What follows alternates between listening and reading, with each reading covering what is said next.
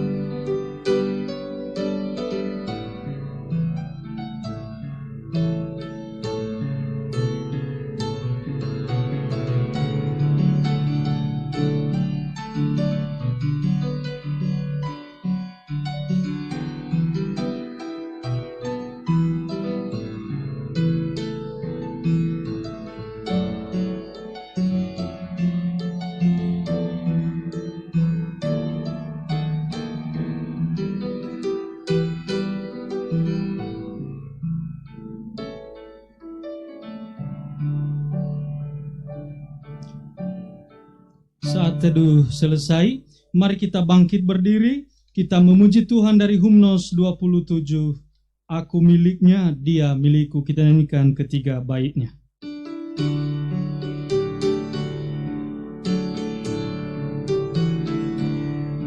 Oleh kasih kurnia-Nya, ku kenal kasih Tuhan, kasih-Nya tak berubah untuk selama-lamanya.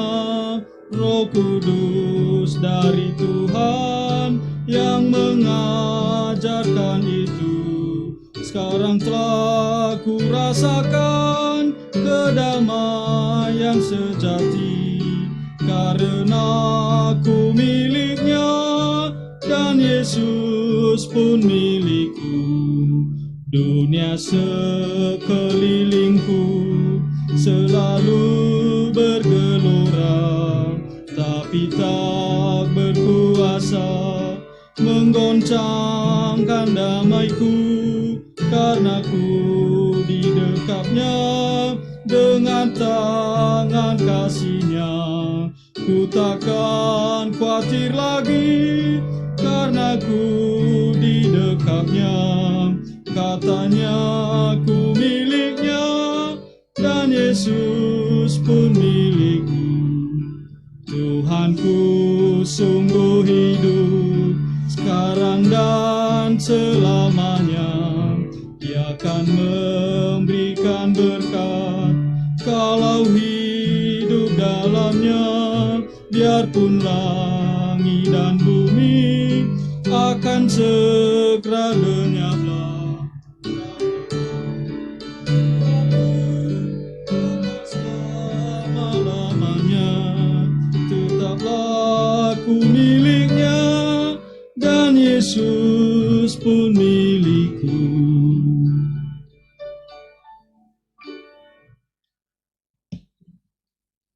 Mari kita berdoa.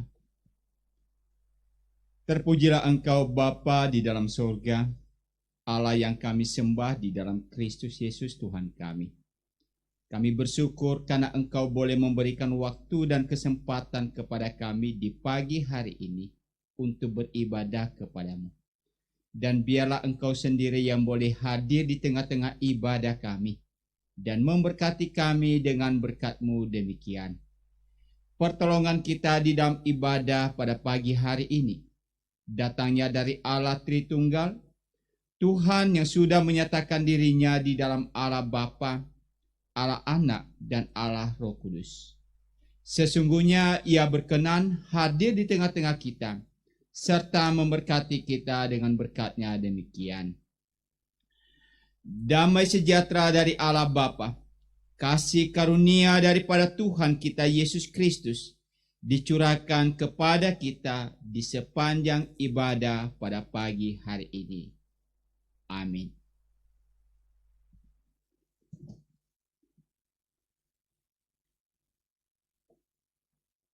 Sabda pembukaan di awal ibadah kita pada pagi hari ini terambil di dalam 1 Tawarikh pasal 16 ayat 29. Begini firman Tuhan, berilah kepada Tuhan kemuliaan namanya, bawalah persembahan dan masuklah menghadap Dia, sujudlah menyembah kepada Tuhan dengan berhiaskan kekudusan. Dengan tetap berdiri, mari kita merespon sabda Tuhan dengan memuji Tuhan dari Mazmur 187 bait 1 dan 2.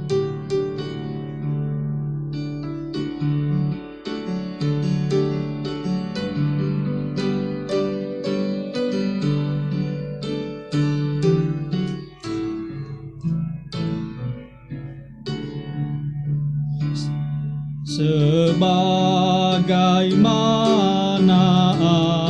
adaku, ku datang Yesus padamu, ampunkan daku yang dosa aku, datang Yesus Tuhan. 2.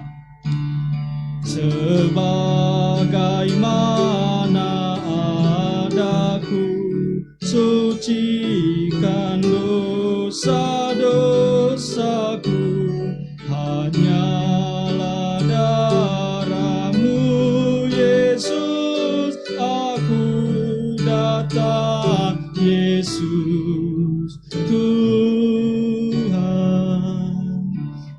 Dipersilakan duduk kembali. Seperti lagu kita tadi, kita datang kepada Tuhan dan kita mau mengaku dosa di hadapan Tuhan. Firman Tuhan menegur kita di dalam Lukas pasal 5 ayat 32. Begini firman Tuhan, aku datang bukan untuk memanggil orang benar, tetapi orang berdosa, supaya mereka bertobat. Mari Bapak Ibu Saudara yang saya kasih di dalam Tuhan, mari kita mengaku segala dosa kesalahan kita di hadapan Tuhan. Saya berikan kesempatan kepada Bapak Ibu untuk berdoa terlebih dahulu.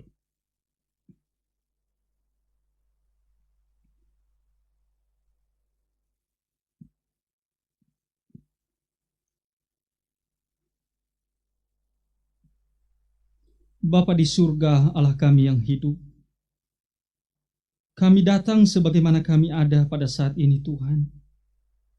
Kami tahu bahwa Engkau mengerti setiap hati kami, melihat setiap tindakan kami, dan setiap perbuatan kami ya Tuhan. Oleh karena itu ya Tuhan, biarlah pada kesempatan ini, Engkau berbelas kasih kepada kami, karena kami mengaku dosa di hadapan-Mu Tuhan. Kami banyak melakukan pelanggaran di hadapan-Mu Tuhan. Seringkali kami lupa bersyukur atas kasih-Mu dalam kehidupan kami. Seringkali kami melupakan Engkau dalam hidup kami ya Tuhan. Seringkali di dalam tindakan kami tidak mencerminkan kami sebagai orang yang telah Engkau panggil. Oleh karena itu Tuhan, biarlah di dalam dosa-dosa kami ini Engkau basuh kami, Engkau sucikan kami, dan Engkau kuduskan kami Tuhan. Karena kami percaya bahwa hanya di dalam Engkau Tuhan ada pengampunan. Oleh sebab itu, kami datang memohon kepadamu saja, ya Tuhan kami, Tuhan Yesus Kristus. Terima kasih ya Tuhan. Di dalam nama Tuhan Yesus kami berdoa kepada Bapa di surga. Amin. Bagi kita yang sudah mengaku dosa di hadapan Tuhan dan bertobat, dengarkanlah kabar sukacita daripada Tuhan bagi setiap kita. Di dalam Efesus pasal 1 ayatnya yang ke-7, begini firman Tuhan. Sebab di dalam Dia dan oleh darahnya kita beroleh penebusan, yaitu pengampunan dosa menurut kekayaan kasih karunia-Nya.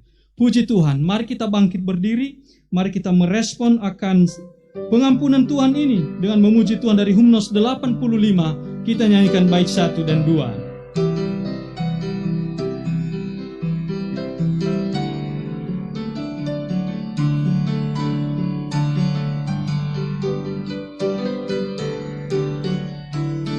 Bukit Golgota, nampaklah salib-Mu, dan matahari suramlah. Yesus anak Allah meninggalkan surga, mati bagiku yang berdosa. Maka ku tinggikan salibnya sampai bertemu dengan Bapa. Dengar katanya hamba setia, salibnya gantikan mahkota. Dua, meski manusia menghina salibnya, namun bagiku lambang mulia. Hatiku sungguh keras, makin tak tergeraklah, hanya kasih-Nya menghancurkan. Maka ku tinggikan salibnya sampai bertemu dengan Bapa. Dengar katanya hamba setia, salibnya gantikan mahkota. Dipersilakan duduk kembali. Mari kita siapkan hati kita untuk mendengarkan kebenaran firman Tuhan. Mari kita berdoa. Bapa di surga, Allah kami yang hidup, terima kasih ya Tuhan. Kami sudah memuji-muji Engkau. Dan pada saat ini juga kami mendengarkan kebenaran firman-Mu Tuhan. Kami mohon Tuhan, biarlah Engkau tolong kami. Biarlah kami dilawat oleh kebenaran firman-Mu, diubahkan oleh kebenaran firman-Mu, dan diberikan sukacita oleh kebenaran firman-Mu. Engkau bukalah hati dan pikiran kami, sehingga kami mampu untuk dapat menerima kebenaran-Mu Tuhan. Kami juga berdoa untuk hamba-Mu yang menyampaikan kebenaran firman-Mu. Engkau Tuhan yang memberkati anak-Mu, sehingga anak-Mu boleh menyampaikan pesan-Mu kepada kami, dan itu menjadi berkat bagi kami. Allah Roh Kudus yang terus bekerja dalam hidup kami. Ketika kami mendengar firman-Mu ini, Roh Kudus membuka hati dan pikiran kami, dan Roh Kudus menuntun kami untuk dapat melakukannya di dalam kehidupan kami. Terima kasih Tuhan, kami siap mendengarkan kebenaran firman-Mu. Kami siap ditegur, kami siap dikuatkan, kami siap dihibur.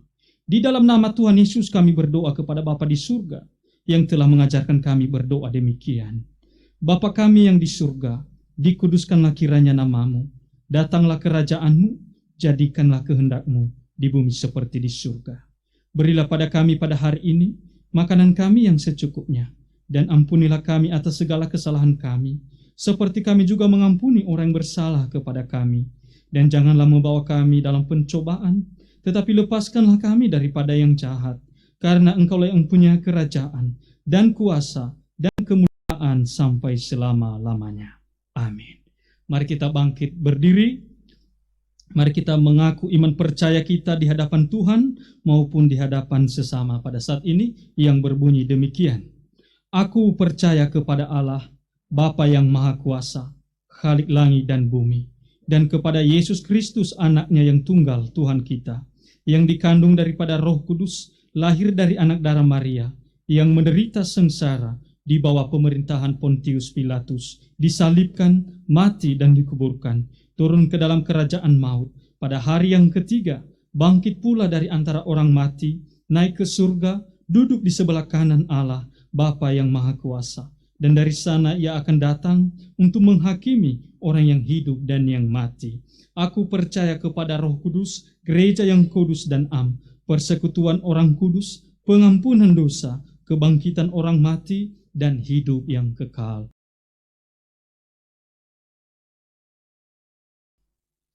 Shalom, Bapak Ibu Jemaat yang dikasihi Tuhan.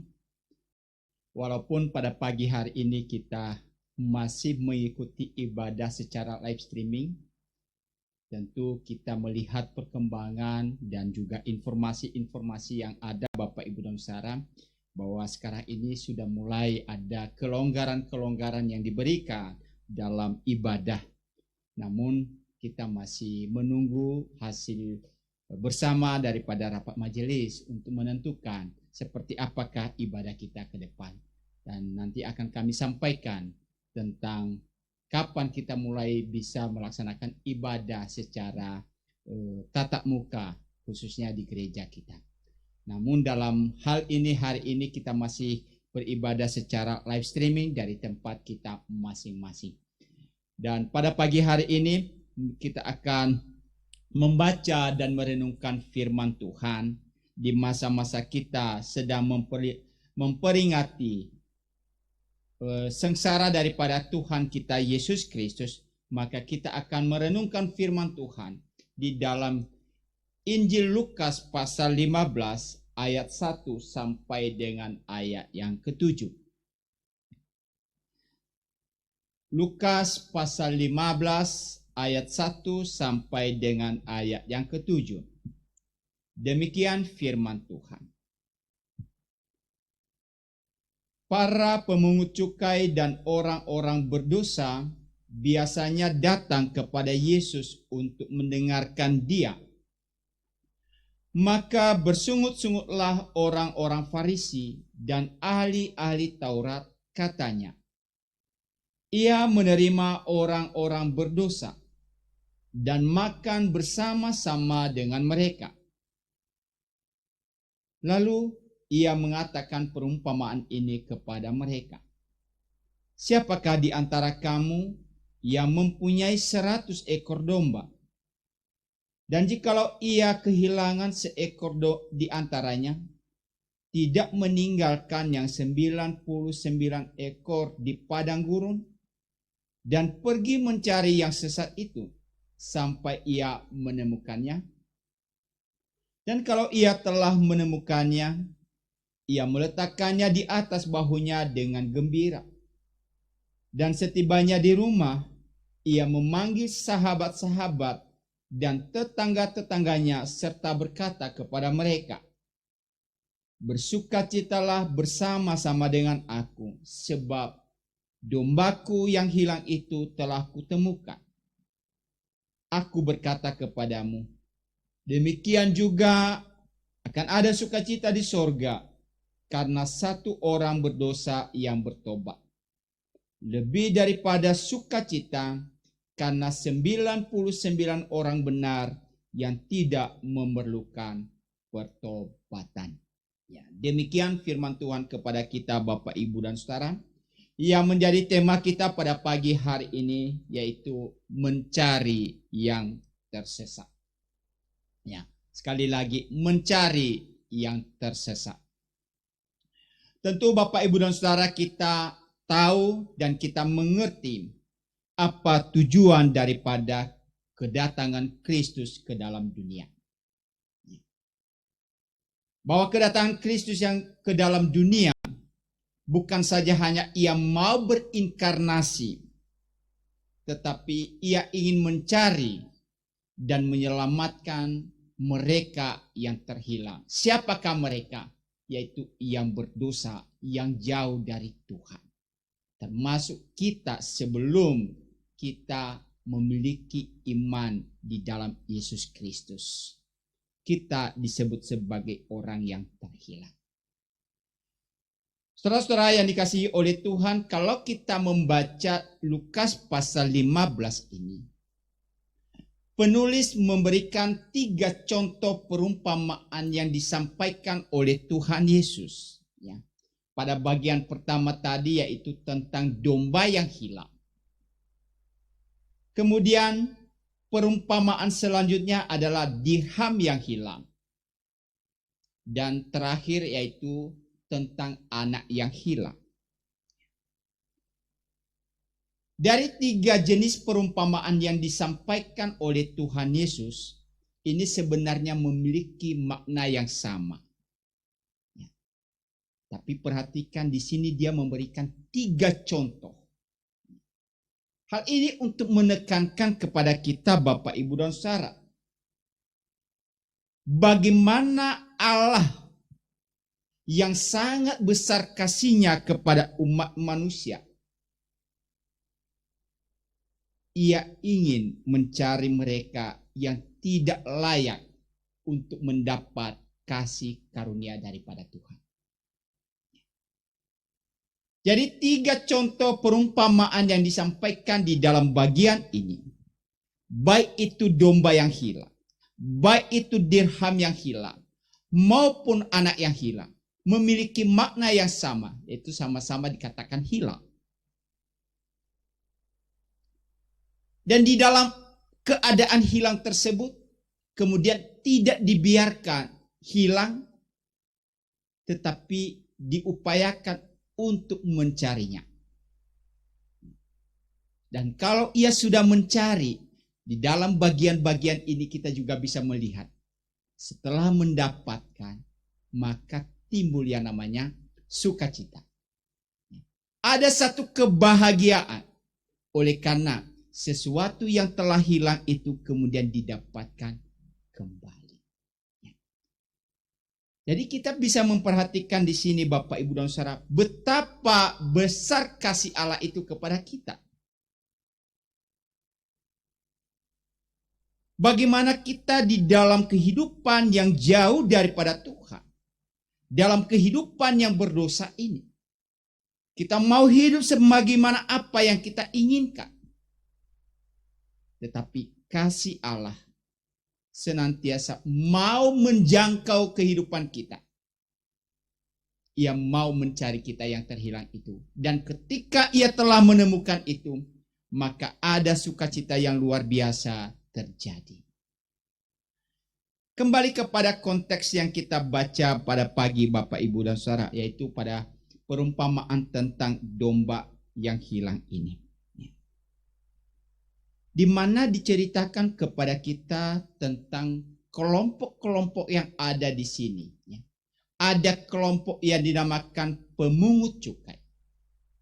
Ada kelompok yang dikatakan orang-orang berdosa. Dan ada juga kelompok daripada orang Farisi dan ahli Taurat. Dan tiga-tiga kelompok ini Bapak, Ibu, dan Saudara sedang berhadapan atau sedang bertemu dengan Tuhan Yesus. Dan kalau kita lebih meneliti lagi di dalam ayat 1 dikatakan kepada kita, para pemungut cukai dan orang-orang berdosa biasanya datang kepada Yesus untuk mendengarkan dia. Tapi sebaliknya ahli-ahli Taurat seperti apa Bapak, Ibu, dan Saudara? Dikatakan di sini para pemungut cukai, kemudian orang-orang berdosa, mereka biasa datang kepada Yesus untuk mendengarkan apa yang diajarkan oleh Yesus tentang kerajaan Allah. Mereka ingin tahu seperti apakah kerajaan Allah yang dikabarkan atau disampaikan oleh Tuhan Yesus. Sehingga mereka bisa merasa sukacita di dalam kehidupan mereka. Tapi beda dengan orang-orang Farisi dan ahli-ahli Taurat. Kalau kita membaca di dalam kisah Injil Bapak, Ibu, dan Saudara, orang-orang Farisi ini bukan datang untuk mendengar Yesus, tapi justru apa? Mereka datang untuk mencari di mana titik kelemahan daripada Tuhan Yesus. Di mana kita bisa mendapatkan untuk menjebak daripada Tuhan Yesus. Ya. Kelompok-kelompok yang datang kepada Yesus, maka itu bisa menjadi representatif daripada kehidupan kita, Bapak, Ibu, dan Saudara. Ketika kita datang kepada Tuhan, seperti apakah kita datang kepada Tuhan? Bagaimana ketika kita datang kepada Tuhan di dalam ibadah? Apakah seperti para pemungut cukai ini? Seperti orang berdosa ini? Mereka senantiasa memiliki kerinduan untuk mendengarkan apa yang diajarkan oleh Tuhan Yesus. Makanya dikatakan di sini biasanya. Jadi bukan hanya sewaktu-waktu, tapi itu menjadi sesuatu yang rutin mereka lakukan. Atau sebaliknya, apakah kita seperti orang-orang Farisi dan ahli-ahli Taurat yang bukan datang untuk mendengarkan, tapi justru apa? Untuk mencari celah di manakah titik kelemahan-kelemahan yang kita dapatkan untuk bisa mengkritisi dan lain sebagainya.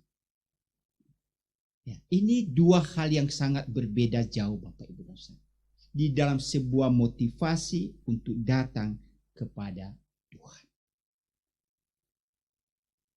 Kemudian kalau kita perhatikan di dalam ayat ini, di mana para pemungut cukai, orang-orang berdosa, kemudian dicap oleh orang-orang Farisi adalah mereka orang-orang yang sangat berdosa dan sangat tidak layak untuk bertemu dengan Yesus. Saudara-saudara yang dikasihi Tuhan, kalau kita memahami tentang arti orang berdosa itu sebenarnya seperti apa, maka di dalam bahasa Yunani, orang berdosa itu dikelompokkan di dalam 3 bagian. Ya. Atau yang dikatakan dengan dosa itu dikelompokkan dalam 3 bagian. Pertama itu Bapak, Ibu, dan Saudara, apa yang disebut dengan seseorang yang melakukan pelanggaran. Ya. Apa yang telah diajarkan di dalam Taurat, apa yang telah diajarkan oleh para ahli-ahli Taurat, orang-orang Farisi yang notabene mereka adalah pengajar-pengajar Taurat. Dan kalau itu dilakukan yang namanya pelanggaran terhadap itu, maka itu sudah dianggap berdosa.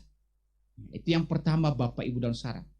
Orang berdosa adalah orang yang melakukan pelanggaran terhadap apa yang difirmankan oleh Tuhan. Yang kedua, Bapak, Ibu, dan Saudara, ada yang dinamakan dengan sebuah kesalahan. Kesalahan itu seperti apa? Ia punya keinginan untuk melakukan, tetapi karena ia tidak mengerti, karena ia tidak tahu, tapi ia melakukan tindakan yang tidak seperti apa yang diinginkan, maka itu dinamakan sebuah kesalahan. Dan kalau dilihat di situ, Bapak, Ibu, dan Saudara, maka itu sudah dikategorikan sebagai orang berdosa. Misalkan ada seseorang yang mau pergi ke satu tempat, sudah diberikan petunjuk kepada dia, ya, daerahnya di mana, lokasinya di mana, dan lain sebagainya. Tetapi ketika ia mencoba mencapai tempat yang dituju itu, tapi ia tidak bisa mendapatkannya. Mungkin ia keliru untuk mendapatkan mencari tempat yang tepat. Kemudian ia membuat sebuah kesalahan. Maka di dalam definisi ya, dosa di situ Bapak Ibu dan Saudara, kesalahan itu dinamakan sebagai dosa. Walaupun sekali lagi itu bukan berasal daripada niat daripada orang tersebut. Tetapi karena ia telah melakukan sebuah kesalahan, maka tetap dianggap sebagai berdosa. Dan yang ketiga Bapak Ibu dan Saudara, yang dianggap berdosa itu seperti apa? Yaitu seseorang yang melakukan sesuatu tetapi tidak mencapai tujuan yang sempurna. Tidak mencapai tujuan seperti apa yang diharapkan. Kalau kita membaca pengajaran Tuhan Yesus berkata, engkau harus sempurna sama seperti Bapakku adalah sempurna. Dan itu adalah sebuah penekanan penting Bapak Ibu dan Saudara, bahwa setiap orang harus melakukan sesuatu itu dengan sempurna. Dan kalau ia tidak mencapai yang namanya sempurna itu, maka itu sudah dianggap sebagai dosa. Sekalipun ia telah melakukan semaksimal mungkin, berusaha semaksimal mungkin, ia tidak melanggar. Bahkan ia tidak melakukan kesalahan apapun. Taruh misalkan seorang yang sedang berlomba untuk ikut perlombaan lari 100 meter Bapak Ibu dan Saudara. Yang diharapkan ia harus mencapai garis akhir, garis finish. Ia terus berusaha dari awal sampai mencapai garis akhir. Ia tidak melakukan pelanggaran. Bahkan ia tidak menyimpang. Ia tidak melakukan kesalahan.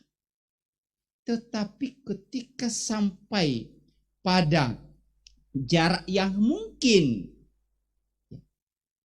hampir setengah meter lagi dia mencapai garis finish.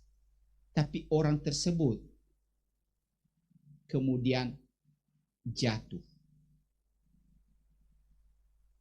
Maka orang itu tetap dianggap belum mencapai garis finish. Tetap dianggap gagal. Padahal ia telah berusaha Bapak Ibu dan Saudara. Ia telah dengan semaksimal mungkin ia telah melakukan itu. Ia tidak melakukan pelanggaran apa-apa. Tetapi oleh karena situasi, sehingga ia tidak mampu mencapai garis finish. Dan tetap dia dianggap sebagai orang gagal. Demikian di dalam kehidupan kita Bapak Ibu dan Saudara. Kalau yang dikatakan dengan berdosa itu. Yaitu ketika kita melakukan sesuatu. Kita memang tidak melakukan pelanggaran. Kita tidak melakukan yang namanya kesalahan. Tetapi kita tidak mencapai kepada apa yang dituntut oleh Tuhan kepada kita, yaitu sebuah kesempurnaan. Maka itu tetap dianggap dosa dalam kehidupan kita. Maka kalau kita coba perhatikan dari 3 definisi ini Bapak Ibu dan Saudara. Pelanggaran, kesalahan, dan ketidaksempurnaan kita untuk mencapai apa yang telah dituntut kepada kita. Mungkin kita sebagai orang percaya kita tidak melakukan pelanggaran. Mungkin juga kita tidak melakukan kesalahan dalam kehidupan kita sehari-hari. Tetapi pada poin yang ketiga ini, maka tidak mau kita harus sadar. Kita tidak bisa melakukan segala sesuatu itu dengan sempurna. Dan kalau itu kita tidak bisa melakukan itu dengan sempurna Bapak Ibu dosa, maka itu sudah dianggap dosa dalam kehidupan kita. Itulah sebabnya kalau kita coba meneliti kehidupan kita hari lepas hari Bapak Ibu dan Saudara, maka tidak ada satu orang pun di antara kita yang berkata, aku tidak melakukan dosa dalam satu hari. Aku tidak melakukan yang namanya pelanggaran dalam hidup ini. Aku tidak melakukan perbuatan yang berdosa yang mendukakan hati Tuhan. Sekali lagi mungkin kita tidak melakukan pelanggaran terhadap firman Allah. Kita tidak melakukan kesalahan terhadap firman Allah. Tetapi ketika kita tidak mencapai standar yang Tuhan berikan kepada kita, sebuah kesempurnaan, maka itu adalah sudah dianggap berdosa dalam hidup ini. Jadi tuntutan Tuhan itu sangat luar biasa kepada kita, Bapak Ibu dosa. Dan kalau kita perhatikan di sini, ketika orang-orang yang berdosa ini, orang-orang yang dianggap tidak benar ini, mereka juga telah berusaha untuk bisa bertemu dan mendengarkan Tuhan Yesus. Maka kita bisa perhatikan bagaimana sikap daripada Tuhan Yesus di sini, Bapak Ibu dan Saudara. Di dalam ayat 2 tadi diceritakan kepada kita bagaimana ia bisa hidup bersama-sama, bergaul bersama-sama dengan mereka yang dianggap berdosa ini. Tuhan Yesus ingin menyamakan, mengidentifikasi dirinya dengan orang-orang berdosa. Ia bergaul dengan orang-orang berdosa. Kalau kita perhatikan mungkin dalam istilah-istilah zaman sekarang ini, jaim. Mungkin kita sering ketemu Bapak Ibu dan Saudara. Ada orang yang merasa menjaga image-nya. Mungkin karena dia seorang hamba Tuhan yang luar biasa, sehingga untuk bisa dekat dengan orang-orang yang dianggap berdosa, ya tanda petik ini tadi saya katakan, ia mulai menjaga jarak. Ia tidak mau bergaul. Ia tidak mau mendekati di situ. Kenapa? Ia takut kekudusannya terganggu. Ia takut kesuciannya akan terganggu. Itulah yang dilakukan oleh ahli-ahli Taurat. Mereka berusaha untuk menjaga jarak dengan orang-orang pemungut cukai dan orang-orang berdosa ini. Kenapa? Mereka merasa bahwa mereka adalah orang-orang yang benar, orang-orang yang suci, yang tidak boleh bergaul dengan para pemungut cukai ini. Mereka berusaha untuk menjaga jarak. Bila perlu menghindar. Tapi Tuhan Yesus tidak bersikap demikian, Bapak Ibu dan Saudara. Justru ketika ia datang ke dalam dunia ini, Bapak Ibu dan Saudara, seperti 2 minggu yang lalu saya sampaikan juga, ia mencari orang yang berdosa, bukan mencari orang yang benar. Kehadirannya di tengah-tengah dunia ini adalah untuk mencari mereka yang terhilang. Untuk mencari mereka yang berdosa. Untuk mencari mereka yang tersesat. Supaya apa? Mereka yang berdosa ini, mereka yang tersesat ini, mereka yang terhilang ini, tidak dibiarkan hilang begitu saja. Tetapi kemudian ditarik kembali. Dibawa kembali. Sehingga mereka bisa mengenal jalan yang benar. Tuhan Yesus mempraktikkan itu di dalam kehidupannya. Itu juga penting bagi kita sebagai orang percaya. Bapak, Ibu, dan Saudara, kenapa kita ada di tengah-tengah dunia ini? Kenapa kita masih dibiarkan, diizinkan oleh Tuhan, masih ada di tengah-tengah dunia ini? Tentu kita paham itu, Bapak Ibu dan Saudara. Supaya kita bisa menjadi garam dan terang di tengah-tengah dunia ini. Supaya kita bisa menjadi saluran berkat bagi dunia ini yang masih belum mengenal akan kasih Allah. Tetapi dengan kehadiran kita, mereka bisa mengenal akan kasih Allah itu. orang Kristen tidak boleh membentengi dirinya. Oh, kekudusan hidup saya tercemar ketika saya harus bergaul dengan orang-orang berdosa. Tidak, Bapak Ibu dan Saudara. Justru kita hadir, kita ada untuk bisa membawa pengaruh kepada mereka. Untuk membawa mereka kembali kepada Tuhan.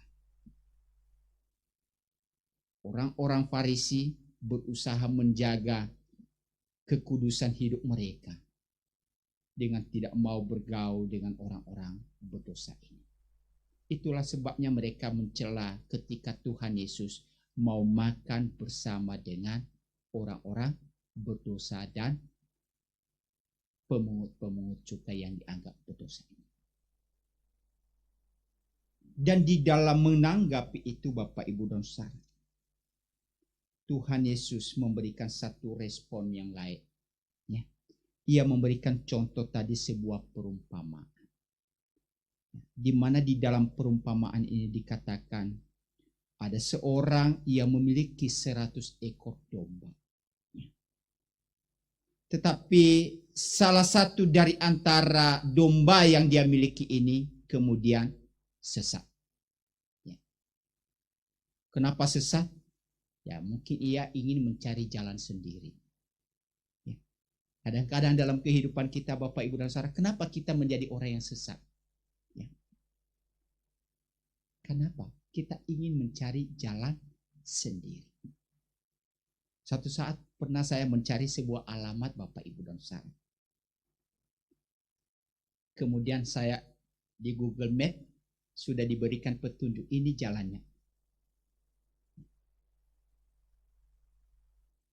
Kalau mengikuti petunjuk dari Google Map, pasti bisa sampai ke tempat tujuan. Tapi saya mencoba mencari cara atau alternatif yang lain. Ya.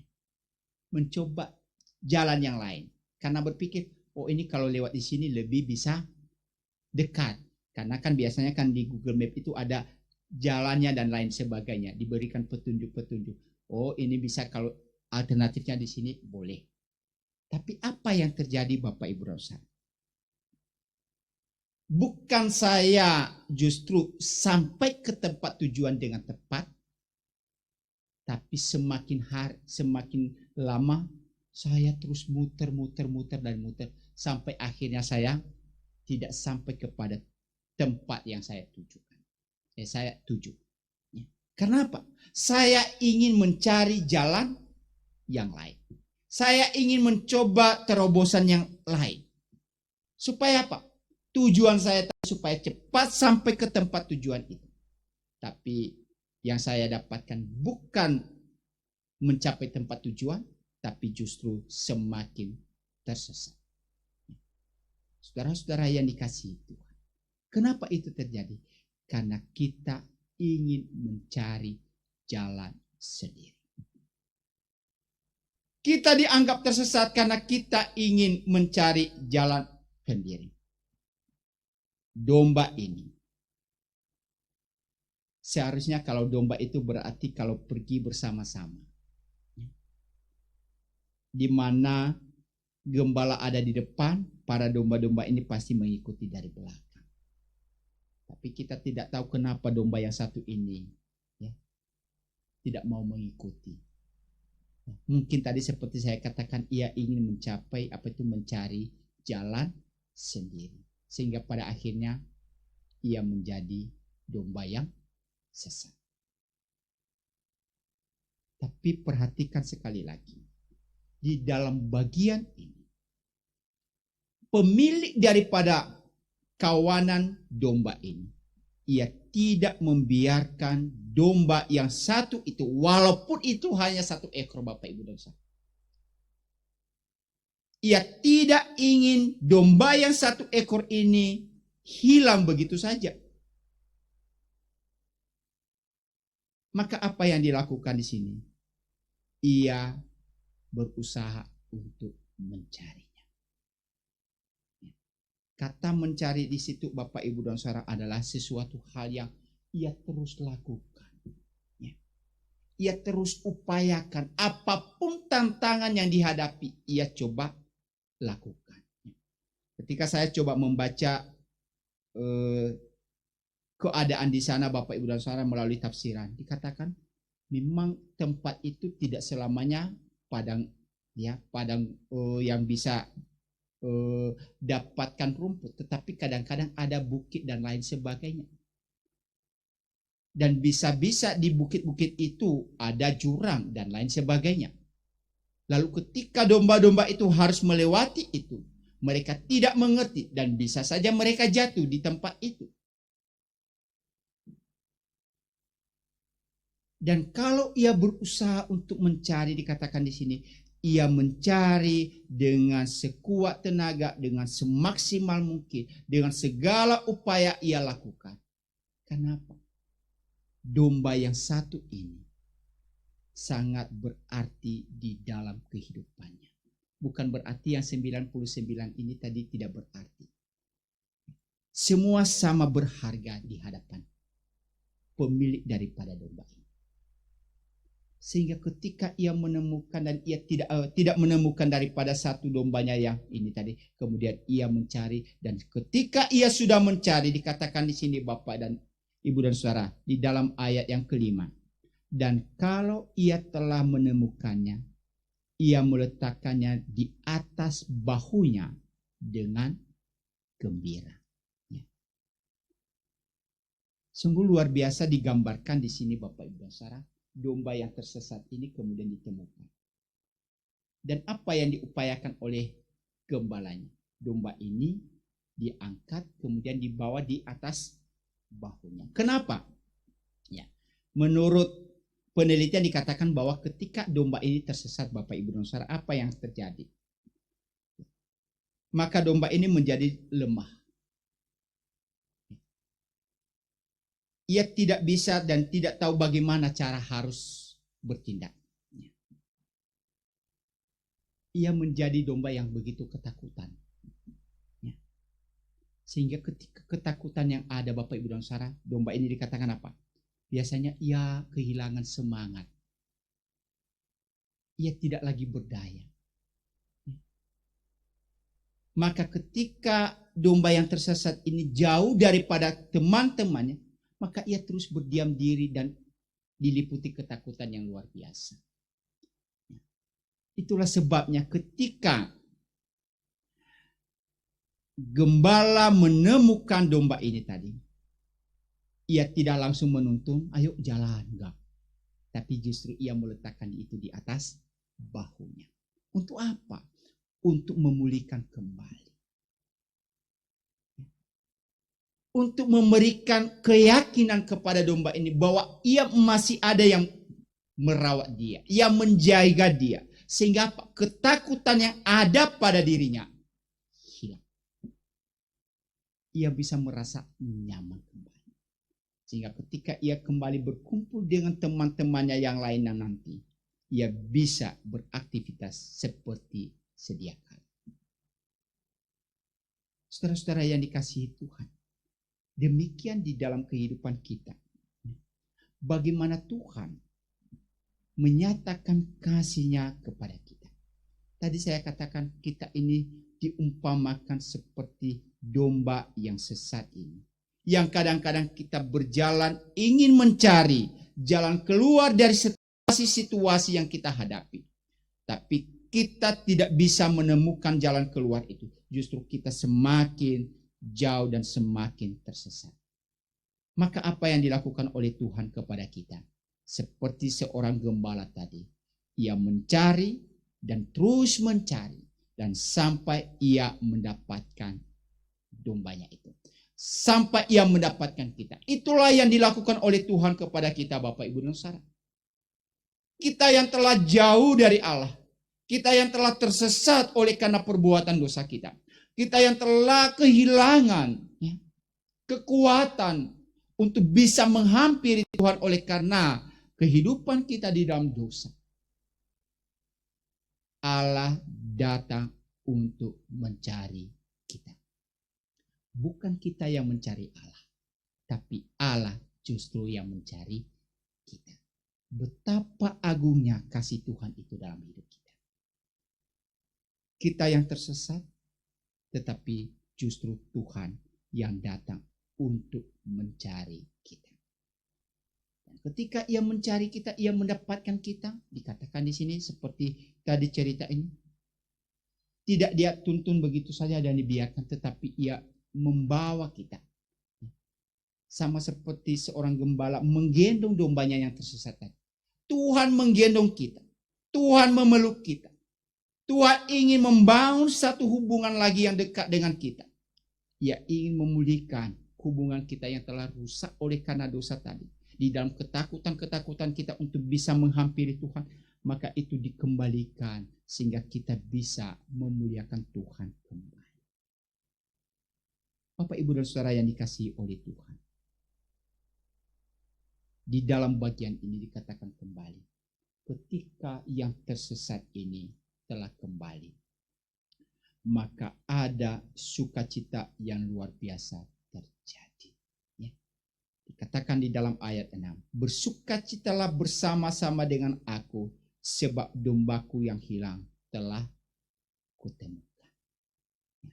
Betapa agungnya kasih Allah yang telah Ia tunjukkan kepada kita, Bapak, Ibu, dan Saudara.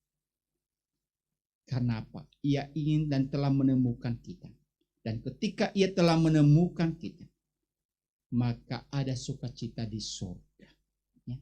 Ketika ada seorang yang bertobat dan kembali kepada Tuhan, maka sukacita surga akan terjadi. Oleh karena apa? Orang yang tadi hilang, orang yang tadi tidak melakukan apa yang Tuhan kehendaki, sekarang menjadi orang yang dipulihkan di dalam hidupnya. Sukacita itu terjadi oleh karena apa yang telah dilakukan oleh seorang gembala tadi, mencari dan mendapatkan dombanya yang hilang itu, kemudian ditemukan kembali. Dan apa yang selanjutnya dikatakan di sini, Bapak, Ibu, dan Saudara? Di ayat 7, aku berkata kepadamu, demikian juga akan ada sukacita di surga karena satu orang berdosa yang bertobat. Ya. Kemudian apa? Lebih daripada sukacita karena 99 orang benar yang tidak memerlukan pertobatan. Ya. Ada kata bertobat dan ada kata pertobatan. Ya, itu dua hal yang memiliki makna yang sama. Tapi supaya kita bisa memahami apa itu pertobatan, Ibu dan Saudara. Pertobatan itu dalam bahasa Yunani itu ada beberapa kata, tapi saya coba satu kata saja, Bapak Ibu, yaitu metanoia. Nah, metanoia itu artinya apa, Bapak Ibu dan Saudara? Dari dua kata meta itu artinya perubahan, noia itu pikiran. Jadi kalau dikatakan di sini pertobatan berarti apa? Mengubah pola berpikir. Ya. Artinya apa, Bapak, Ibu, dan Saudara? Untuk kita bisa mengalami apa yang dinamakan dan pertobatan di dalam kehidupan kita, maka harus ada yang namanya perubahan pola berpikir kita. Perubahan seperti apa, Bapak, Ibu, dan Saudara? Kita harus sadar bahwa kita itu adalah orang yang telah hilang oleh karena dosa-dosa yang telah kita lakukan. Menyadari bahwa kita ini adalah orang yang telah melakukan banyak pelanggaran dalam kehidupan kita. Dan ketika kita menyadari hal demikian, maka kita akan mau datang kembali kepada Tuhan. Ya. Pertobatan itu adalah sebuah perubahan dalam pola berpikir kita. Yang tadinya kita mau hidup sesuai dengan apa yang kita mau. Yang tadinya kita mau hidup sesuai dengan apa yang kita inginkan. Tapi sekarang kita harus mengubah itu. Kita mau hidup seperti apa yang Tuhan nyatakan kepada kita. Itulah sebabnya dikatakan di sini. Orang yang bertobat, maka ia akan mendapatkan sukacita. Ia akan mendapatkan satu kebahagiaan. Oleh karena apa? Ia bisa hidup bersama-sama dengan Tuhan. yang senantiasa yang telah mencari Dia dan menemukan Dia dan hidup selalu bersama dengan Dia. Oleh karena itu Bapak Ibu Saudara, sekali lagi di dalam bagian firman Tuhan ini, kita adalah diumpamakan seperti domba yang tersesat tadi. Tapi kita bersyukur karena Tuhan mencari kita. Dan Ia telah menemukan kita, maka ada sukacita yang terjadi di surga. Dan apa yang selanjutnya yang harus kita lakukan? Mari kita juga mengubah pola berpikir kita. Jangan lagi kita mau hidup menurut apa yang kita mau, tapi marilah kita hidup menurut apa yang Tuhan inginkan dalam kehidupan ini. Kiranya kita senantiasa boleh ditopang, ditolong dan dikuatkan oleh Tuhan untuk berjalan sesuai dengan apa yang Tuhan kehendaki. Yesus datang untuk mencari mereka yang terhilang, mereka yang tersesat. Dan ketika Ia menemukannya, maka Ia akan menggendong kita dan terjadilah sukacita yang luar biasa. Oleh karena kita telah mengalami yang namanya pertobatan dalam kehidupan kita. Kiranya firman Tuhan ini boleh memberkati kita. Mari kita masuk di dalam saat teduh. Mari kita berdoa.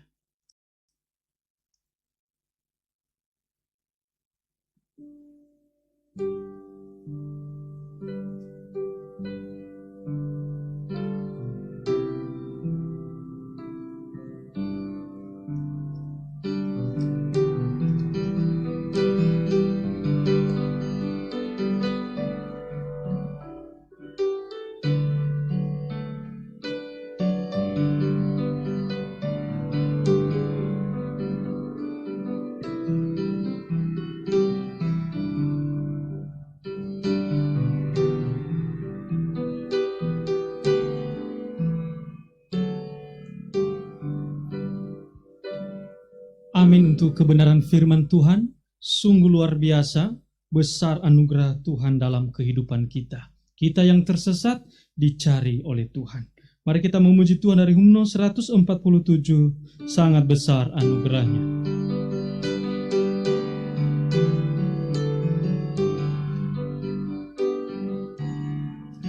Sangat besar anugerahnya yang telah kualami.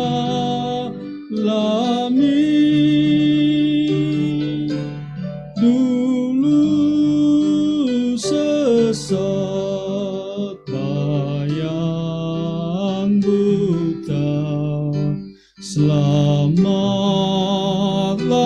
ku kini. Dua, kurnia penguat yang lemah, pelipur yang setia, betapa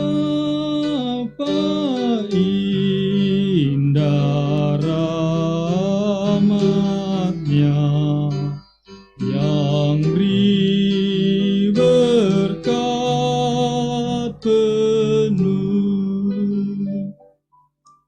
Ya, saat ini kita mendengarkan warta lisan.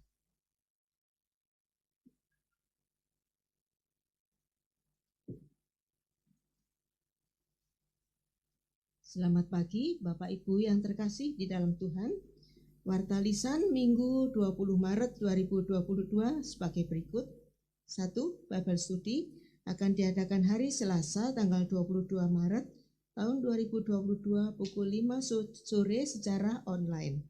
2. Persekutuan doa hari Kamis tanggal 24 Maret 2022 pukul 5:30 sore juga secara online. 3. Acara Rohani Gereja.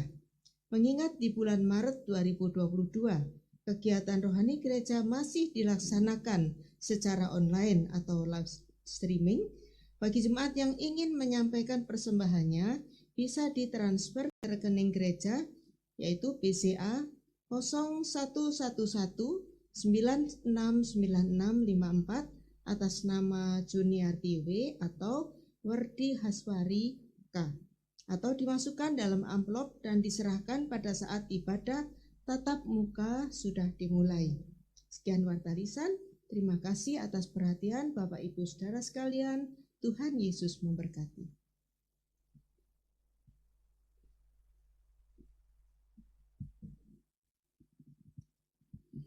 Mari kita berdoa syafaat. Mari kita berdoa. Bapa di surga, Allah kami yang hidup, kami bersyukur kepadamu Tuhan atas kasih setiamu dalam kehidupan kami. Kami bersyukur untuk kebenaran firman-Mu yang mengingatkan kami kembali Tuhan, bahwa sesungguhnya kami manusia yang tidak bisa menyelamatkan diri kami. Tapi Allah beranugerah kepada kami, Allah mencari kami, bahkan Allah menemukan kami kembali. Kami bersyukur atas kasih-Mu yang begitu besar itu dalam kehidupan kami Tuhan. Engkau telah mencari kami yang tersesat. Dan biarlah dalam kehidupan kami, Engkau yang terus memimpin kami Tuhan, menolong dan memberkati setiap kami. Bapa di surga, kami juga berdoa pada saat ini untuk acara-acara rohani gereja yang dilaksanakan di Gereja Elios Malang. Kami mohon kepada Tuhan agar Engkau memberkati Tuhan, baik itu Bible study setiap hari Selasa, baik itu persekutuan doa pada Kamis sore, maupun pada ibadah umum, ibadah raya kami Tuhan. Kami mohon Engkau berkati semuanya Tuhan, kiranya boleh berjalan dengan baik. Engkau yang menolong kami semua Tuhan, agar melalui acara-acara rohani ini, kami semakin mendekatkan diri kepada Tuhan. Kami semakin mengenal Engkau Tuhan, dan kami mendapatkan berkat di dalamnya Tuhan. Ajarkanlah kami Tuhan, untuk senantiasa mengikuti persekutuan-persekutuan kami di Gereja Elios Malang ini, dan biarlah di dalamnya kami menikmati berkat-berkat Tuhan.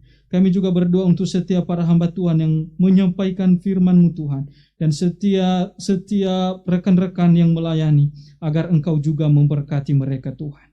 Kami juga berdoa ya Tuhan Yesus, untuk seluruh jemaat yang pada saat ini mengalami kesulitan-kesulitan hidup. Engkau mengerti apa yang mereka alami pada saat ini Tuhan, dan kami percaya bahwa di dalam kuasa-Mu Tuhan, mereka boleh menikmati kesembuhan daripada Tuhan. Mereka yang sedang sakit, Engkau jamah mereka Tuhan. Engkau sembuhkan mereka Tuhan. Engkau pulihkan mereka. Mereka yang mengalami sakit penyakit Tuhan, Engkau tahu apa yang mereka alami. Engkau tahu derita mereka Tuhan. Dan biarlah Engkau tetap menghibur mereka. Kami juga berdoa untuk mereka yang sedang bergumul akan masalah ekonomi. Oh Tuhan, kiranya Engkau memberkati mereka, memberikan jalan keluar bagi mereka Tuhan, sehingga mereka boleh menikmati pertolongan dan pemeliharaan daripada-Mu Tuhan. Kami juga berdoa untuk mereka yang mungkin bermasalah di dalam keluarga. Kami mendoakan Tuhan agar Engkau boleh memulihkan keadaan mereka. Mereka boleh mengampuni, mengasihi satu dengan yang lain, seperti Tuhan Yesus telah mengampuni kami dan mengasihi kami. Berkatilah seluruh jemaat-Mu ya Tuhan. Kami juga berdoa untuk pertumbuhan iman mereka. Tuhan, Engkau terus tolong jemaat-Mu, agar mereka semakin hari, semakin bertumbuh di dalam pengenalan akan Engkau Tuhan, sehingga mereka terus mengharapkan pada mahkota kehidupan yang Tuhan sudah janjikan bagi kami.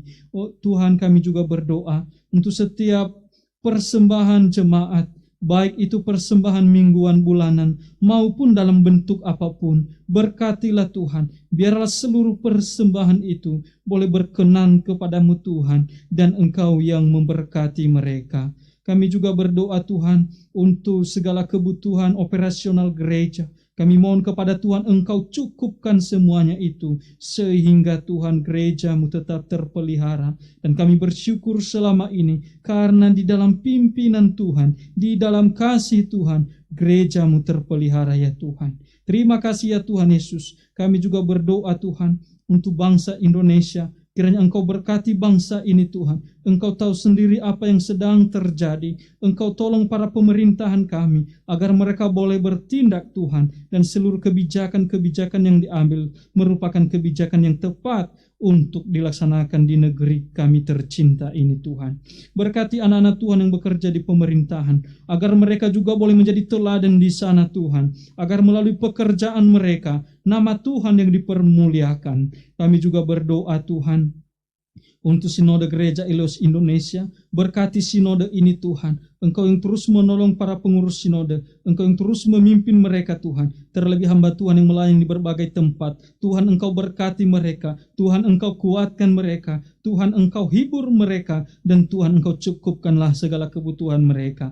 Kami juga berdoa Tuhan untuk Yayasan Elios Indonesia, Engkau berkati yayasan ini, berkati para pengurus, Kau berikan kekuatan kesehatan kepada mereka Tuhan, terlebih sekolah-sekolah yang ada di bawah naungan Yayasan Elios Indonesia, baik yang ada di Surabaya maupun di Wagir. Tuhan Engkau berkati sekolah ini, agar sekolah ini menjadi berkat bagi banyak orang, dan di sana banyak jiwa-jiwa yang boleh mengenal Engkau Tuhan. Kami berdoa untuk Yayasan STT Salem, berkati para pengurus, pimpin mereka Tuhan, dan Engkau yang memberkati kehidupan mereka. Berkati dosen-dosen, berkati mahasiswa, dan juga para donatur Tuhan, kiranya Engkau terus memberkati kehidupan mereka.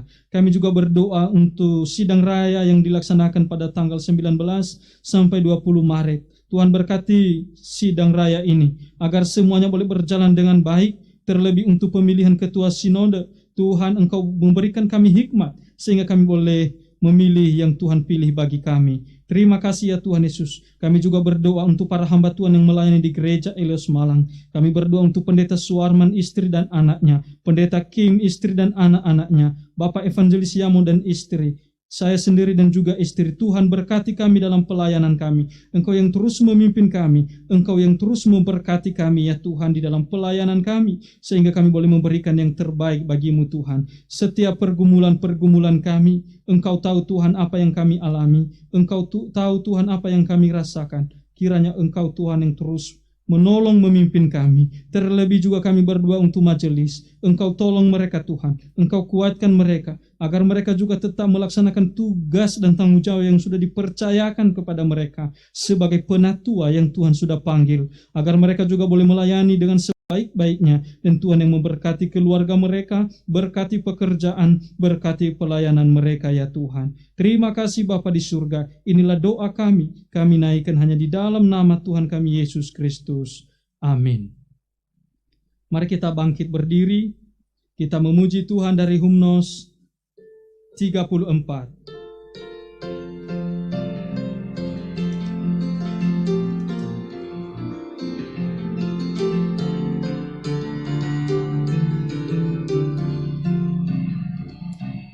Hanya dalam Tuhan Yesus ku dapat sobatku, yang tercinta dan terindah bagiku. Bunga bakung yang di lembah, yaitu Tuhanku. Dia saja yang sucikan hatiku. Beri hibur dalam duka, beri kuat dalam perang. Dia pikul segala kesusahan. Bunga bakung yang di lembah, bintang fajar mulia. Dialah yang terindah dari semua. Dia menang kesusahan dan kesedihanku. Ku terlindung di dalam pencobaan. Ku tinggalkan hidup lama dan segala dosaku. Dia memberi kepadaku kemenangan. Dan jika iblis coba mengganggu padaku, maka aku pun ditolong Tuhanku. Bunga bakung yang di lembah, bintang fajar mulia. Dialah yang terindah dari semua.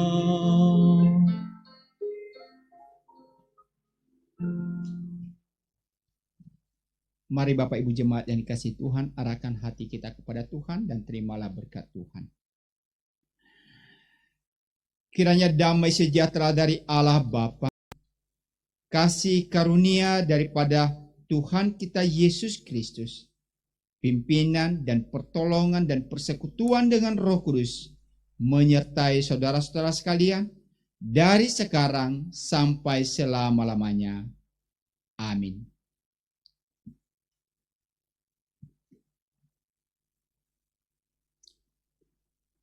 Mari kita pulang, kita mengingat bahwa kita ini yang tersesat. Oleh karena itu, Tuhan menyelamatkan kita untuk melakukan kehendak-Nya. Mari kita memuji Tuhan dari Hymnus 252, Ajarlah Aku.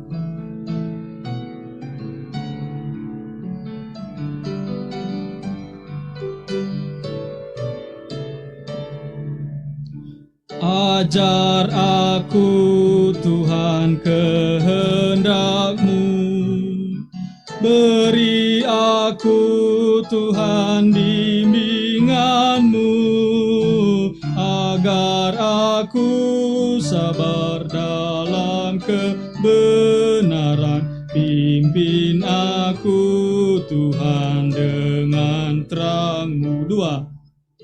Ajar aku Tuhan kehendak-Mu, waktu aku susah dan bersedih, bila ku sendiri dalam kesukaran, dalam kegagalan dan kemenangan.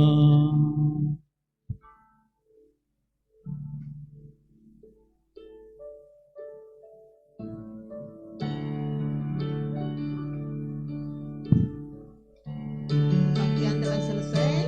Selamat hari Minggu, Tuhan Yesus memberkati.